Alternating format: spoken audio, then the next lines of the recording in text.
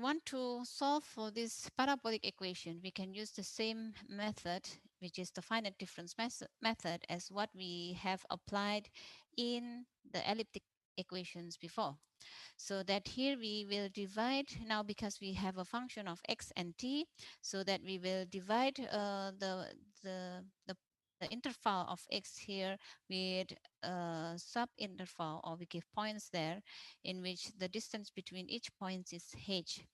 And we also have a function of t, so there is a dependency to t variable, so that we also divide the interval of t here into sub-interval. Yeah, so we make grids there in which the width is k. So this is just an example. Yeah, so that means we have to discretize in spatial direction, in x direction, and also we have to make discretizations to t direction here, or time direction.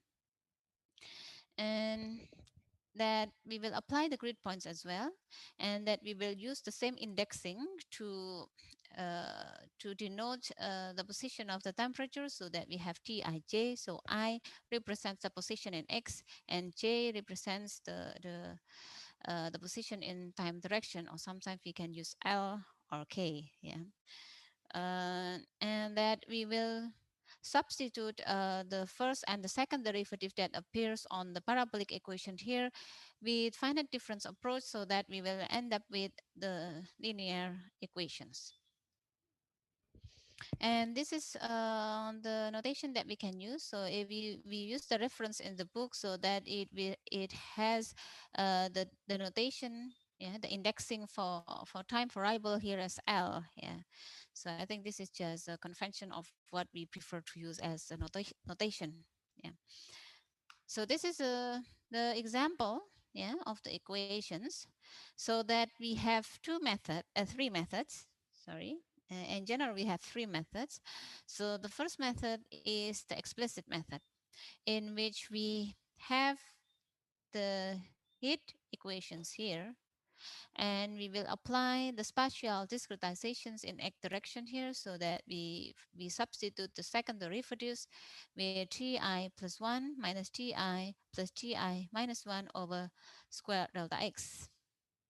And here, for the temporal discretizations, we have the gradient of temperature in time, so that will be delta t over delta t time. Yeah, that will be equals to ti at, so this will be calculated at a certain point, which is I, so that will be T at time step L plus 1 minus Ti at time step L over delta T. So this is the value of the temperature, and the new new time step minus the value of the temperature at that point itself in the previous time step. So that is the definition of delta T over delta temperature, or over delta T time. Yeah. So that here we see that this is a forward scheme, or the forward scheme here. So we can see that, in which we find the derivatives of del T over del T small. So that will be equals to the value of the time step, the temperature at the time step. So this is forward minus the previous, the current time step. So that this is a forward scheme. Yeah. So here we can see that if we have the parabolic equations, yeah, we have a parabolic equations, so that here we have the unsteady term here is discretized with the forward scheme, which is first order. And the spatial discretization, so this is a time discretizations, while the spatial discretizations here is using central difference. Yeah, so that here we have two scheme that is used to discretize the heat conduction equation. Yeah. And that because this partial discretization is taken at a certain time step here, so that we have to make a definition of what temperature at what time the temperature is being used in the calculation. So in this explicit method, yeah, so in this explicit method, the difference is here, so that we calculate the spatial discretization here based on what are already known. Yeah, so what are already known, so that will be taken from the previous time step. Yeah, so all of the value here has been known from the previous calculations, so that when we want to calculate the new time step here, so that the value here will depends on all of the new all of the known value before. So that if we substitute here, yeah, so we see here that is the explicit. So the explicit is used to calculate the spatial discretization here. So that if we substitute in the equation, so that we have key k ti plus 1 and this one, yeah, so this is the second derivative in spatial direction. All is taken as explicit, so taken at the already known value from the previous calculation, previous iterations, and that will be equals to the derivative in time. So that will be Ti at new time step L plus 1 minus TIL, the current time step over delta T.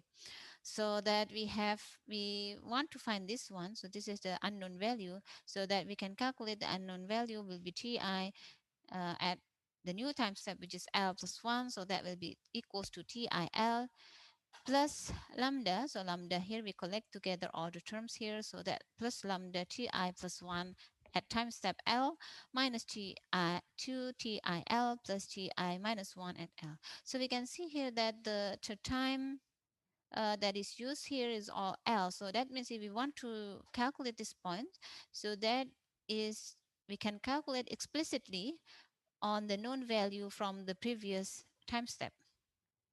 So this is very easy. Yeah, this is very easy because we don't need to construct the matrix, or we don't need to do uh, iterations to calculate this point. Yeah, so we just need to calculate the new value at the new time step based on the explicit value that is known from the previous calculation. Jadi untuk metode yang pertama adalah eksplisit, ya.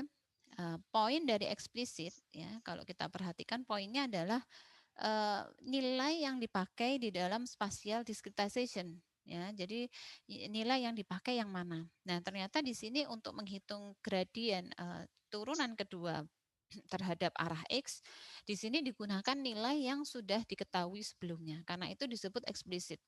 Jadi tidak ada yang namanya iterasi mencari error begitu ya. Jadi kalau kita cek errornya atau kita perlu selesaikan set persamaan aljabar, di sini tidak ada ya, tidak ada penyelesaian set persamaan aljabar. Jadi langsung eksplisit kalau kita ingin mencari nilai pada time step yang baru, langsung bisa dihitung dari nilai-nilai yang sudah diketahui sebelumnya.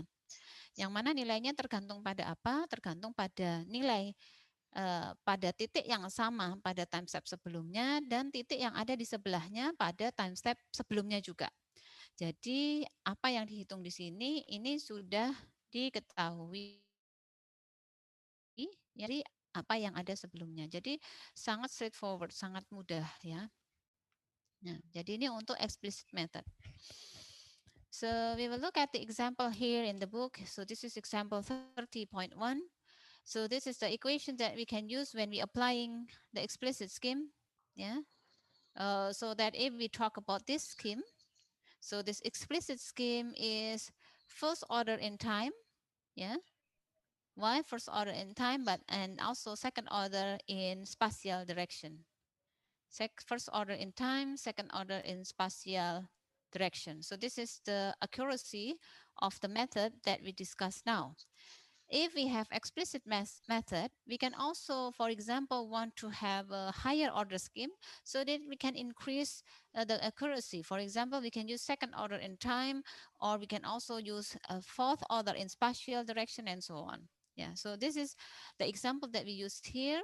The order of the accuracy is first order in time and second order in spatial direction. Okay, so that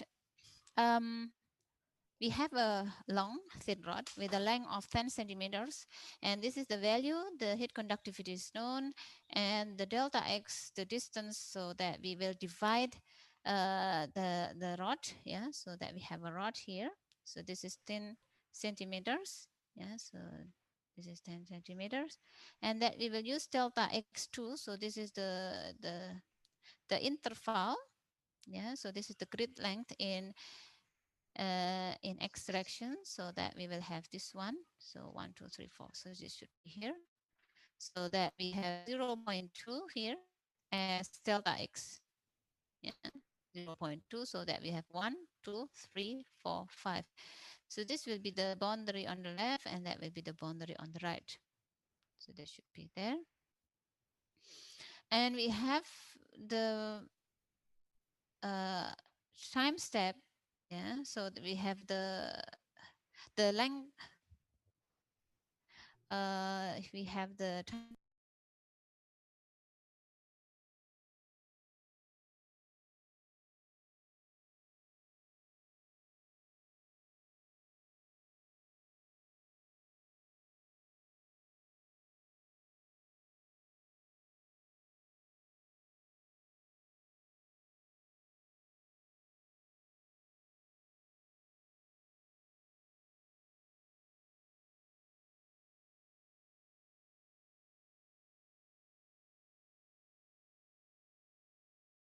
with lambda here, in which lambda is k, the conductivity, times delta t over delta x squared. So that we can calculate here. So that will be, yeah, so that we can calculate k. Yeah. So k here is k accent. So that should be here. So k accent here, which is used in k accent is k times rho times c. So that if we want to use k here, so that will be k accent over rho c. So that we calculate k.